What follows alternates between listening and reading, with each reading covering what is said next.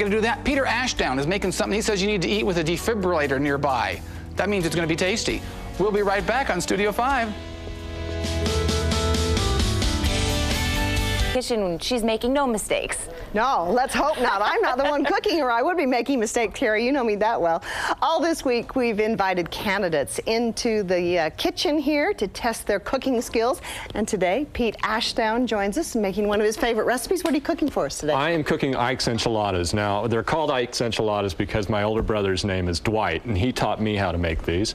And if you're wondering, Dwight was named after Dwight Eisenhower. Oh, yeah? Do the men in your family cook regularly? Yeah, they do. My dad is a regular bread baker. He made bread throughout my lifetime and still makes it today. He's the best apple pie that you can imagine my dad makes, and he passed that kind of cooking talent and skill down to us and taught us how to cook as well. Well, you're making some enchiladas. How do you get started on it? What do you do? Well, you have a two-stage program here with the tortillas, corn tortillas. You get one package of corn tortillas. Make sure you get the 10 count, not the 12 count, because the 12 count is smaller.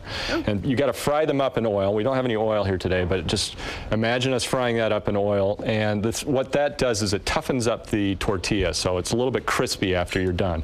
Now, when you get them all done and fried up, then you have to go into the sauce mode. You get 1 jar of salsa, 16 ounce, and 1 can of tomato sauce. This is really super easy. This is college kid stuff. So you mix that up, and then you take your fried tortillas, pretend these are fried, and then you just put them in and out after you heat them up for a little bit. You just let them simmer. So you bring them in and out. The key is not too long. If you put them in too long, you don't get enchiladas, you get casserole.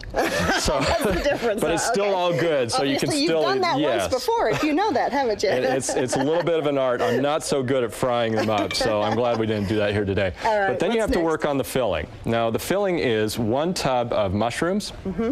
Toss that in, sliced. 1 tub of sour cream. Now, this can be substituted. I had a girlfriend who was absolutely horrified at all the fat involved in this recipe, but you know, look at my trim figure, and I really don't care. Now, so. are you a guy that tries to eat really healthy all the time, or are you eat anything? Most of the time, but you know, I'm one of these lucky people who has a metabolism that's out of control. So I have a fire in my belly, and I can eat literally everything, and I do. It's a gift. So the next step is you get some shredded cheese like we have here, or some just chopped up cheese. That'll work too, because it all ends up in the same spot. And then 1 cluster of green onions. Put that in.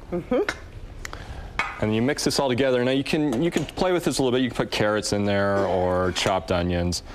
And see what's in the refrigerator. Right. Are you a creative cook mostly, or a follow the recipe kind of cook? I'm more of a follow the recipe kind of guy. You know, I like order and rigidity, and my wife is just the opposite. She likes to experiment, and I'm always like, well, that turned out that way. You got too much salt in the cookies for a reason, you know. So, but I follow the recipes. About your personality, doesn't it? Yeah. All right. Businessman, you know, just straight down the line. So yeah, and this Monterey Jack cheese is what we're using here. 1 slab of that.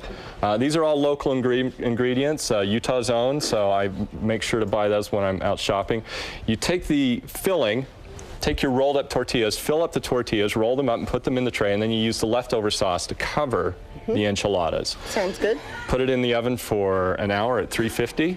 And I love this part of cooking shows because I've always wanted to do this. The pull it out of the oven reveal? Yes, the magic part, pull it out of the onion. While you're doing that, let me ask, I know your mom was an immigrant from Denmark, so do you have some recipes from the old country that you enjoy in your family? I do. You know, she taught us a couple of really good Danish recipes. One of my favorite desserts is something called You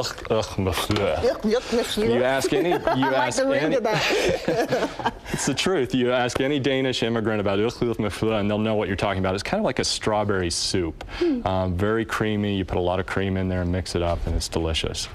And I know also that you were kind of raised in the Bountiful area, and you had horses and all that. So did the guys do the outside work and the women women did the kitchen and the laundry kind of thing in your growing up? It was a joint effort. Everybody worked on everything, you know. Like my dad said, is, you know, he taught me how to bake bread and make apple pie, and so it wasn't any divination of roles. Well, we're going to put this recipe on our website, Studio5KSL.com. The recipe will be there if you'd like to do it, or you can send us a self-addressed stamped envelope to this address on your screen, or just easier, go to KSL.com.